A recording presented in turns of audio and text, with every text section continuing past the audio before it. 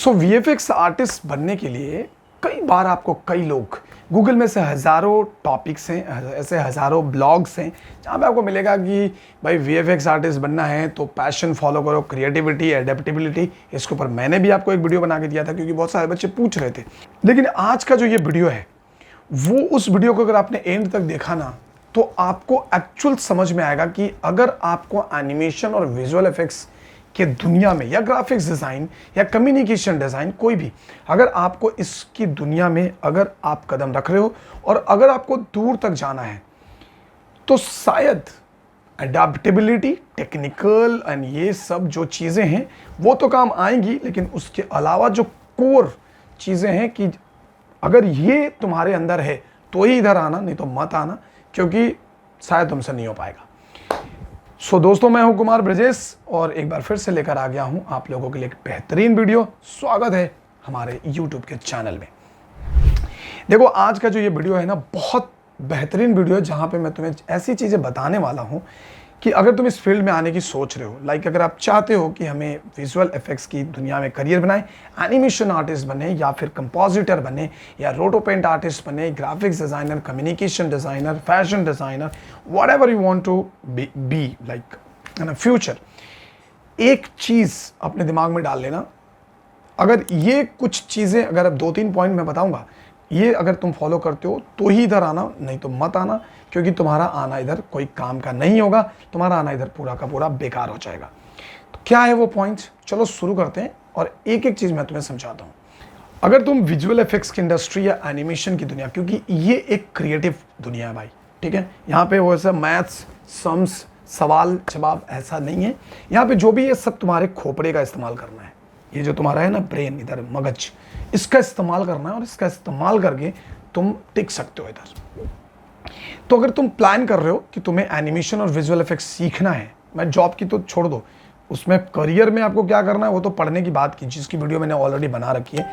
आज के इस वीडियो में जो बता रहा हूँ ना, उससे तुम ध्यान से सुनना। अगर तुम इधर आने वाले हो तो तुम्हें क्या क्या करना चाहिए, अगर ये बात तुम में है या अगर ये चीज़ें तुम कर सकते हो तो ही इधर आना, नहीं तो भाई मत आना, तुम्हारे लिए फील्ड बिल्कुल सही नहीं है। तो ध्यान से सुनो। सबसे पहला और इम्पॉर्टेंट चीज़ है कि क्या तुम इधर क्यों आ रहे हो, ठीक है। मेरा कहने का मतलब कि तुमने इस फील्ड को चूज़ क्यों किया है। कहीं इसको तुम सेकेंडरी बना के तो नहीं चूज़ कर रहे हो कि भैया ये नहीं होगा तो चलो ये कर लेते हैं, है ना, कि चलो ये नहीं हुआ तो चलो इसमें कर लेते हैं। तो कंप्यूटर कोर्स समझने की इसको गलती कभी मत करना। तुम इसको ADCA, DCA, BCA करने की कोशिश मत करना, ये वो नहीं है।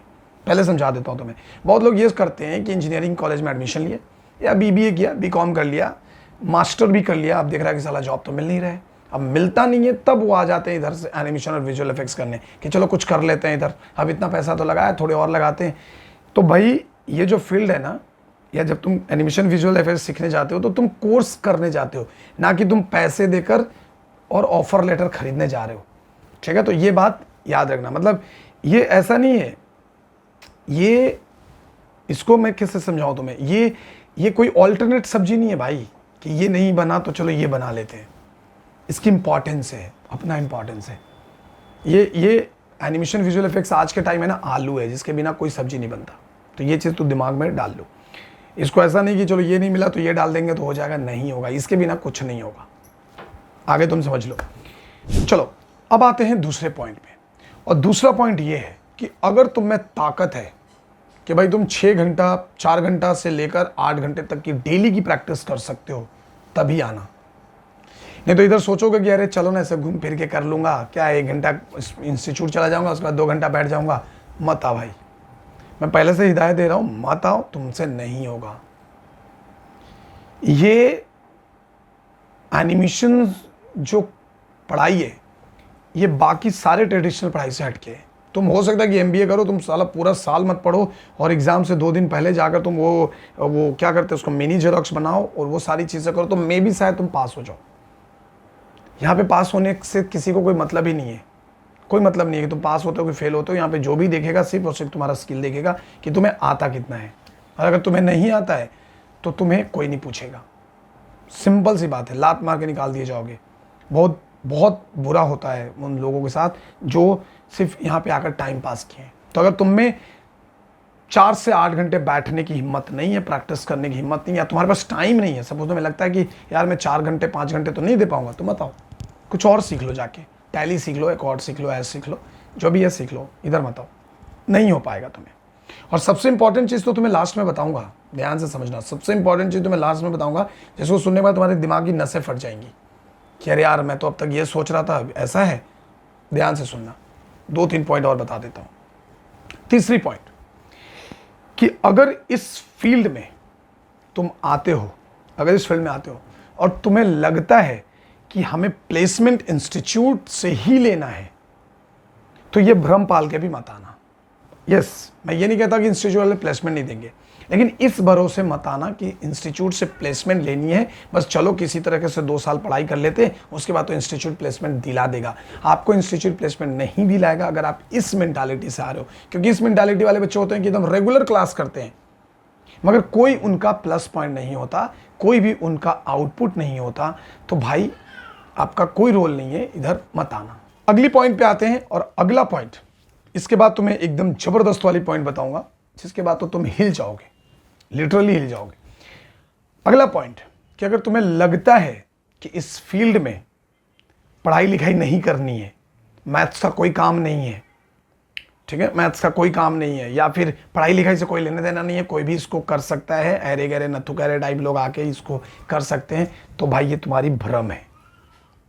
यहां पे भी तुम्हें जोरदार पढ़ना होगा, बहुत स्टडी करना होगा, बहुत सारी चीज़ों पे फोकस करना होगा, बहुत सारे आर्टिकल्स पढ़ने होंगे, बहुत डिटेल में जाओगे, तब कहीं जाकर तुम 10% या 15% आर्टिस्ट बन पाओगे।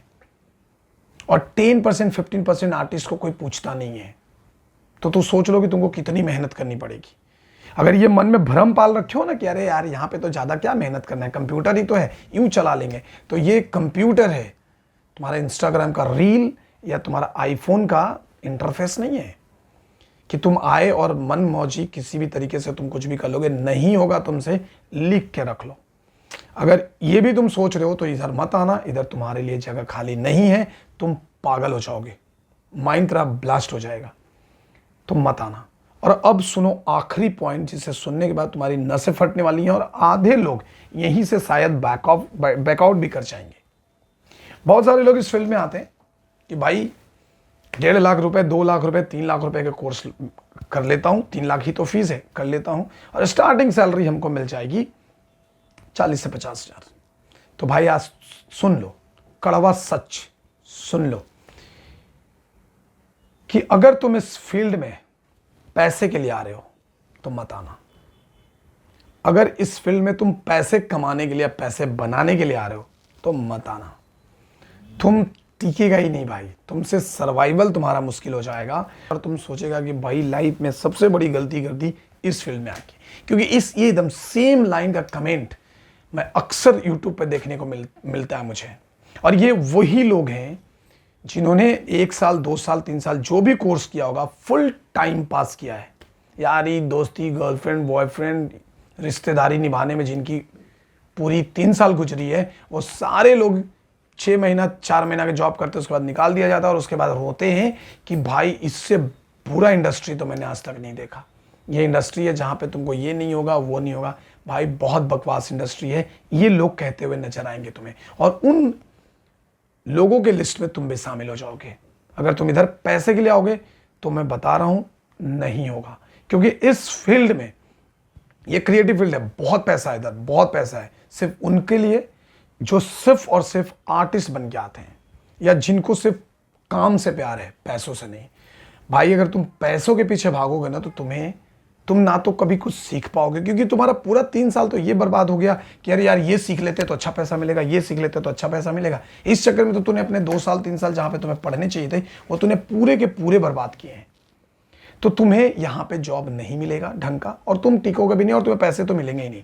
मतलब तुम यहाँ पे मिलेनियर होने के चक्कर में आ रहे हो तो मत आओ, तुमसे नहीं होगा, और तुम्हारे लिए परफेक्ट, शायद तुम्हारे लिए परफेक्ट फील्ड नहीं है, ठीक है, क्योंकि ये फील्ड क्रिएटिव फील्ड है, क्रिएटिव लोगों के लिए है, क्रिएटिव माइंड वालों के लिए है, और अल्टीमेट अगर पूरी तरीके से देखा जाए तो एक आर्टिस्टिक फील्ड है जिसमें सिर्फ और सिर्फ आर्टिस्ट सर्वाइव करते हैं, ना कि मनी माइंडेड लोग। मनी माइंडेड लोग यहाँ से दूर ही रहते हैं। उससे बढ़िया है कि तुमको अगर सीखना है सीख लो, तुम्हारे पास पैसे हैं तो स्टूडियो खोल के बैठ जाओ और पैसे लगाओ और फिर पैसा कमाओ। लेकिन अगर आर्टिस्ट बनना है तो बड़ी मेहनत करनी पड़ेगी। तो उम्मीद है कि तुम्हें सारा पॉइंट समझ में आया होगा। अगर कुछ डाउट है तो कमेंट करो, जवाब दूंगा अगली वीडियो में। तब तक के लिए हमें दो इजाज़त, मिलेंगे हम आपसे नेक्स्ट वीडियो में। जय हिंद, जय भारत।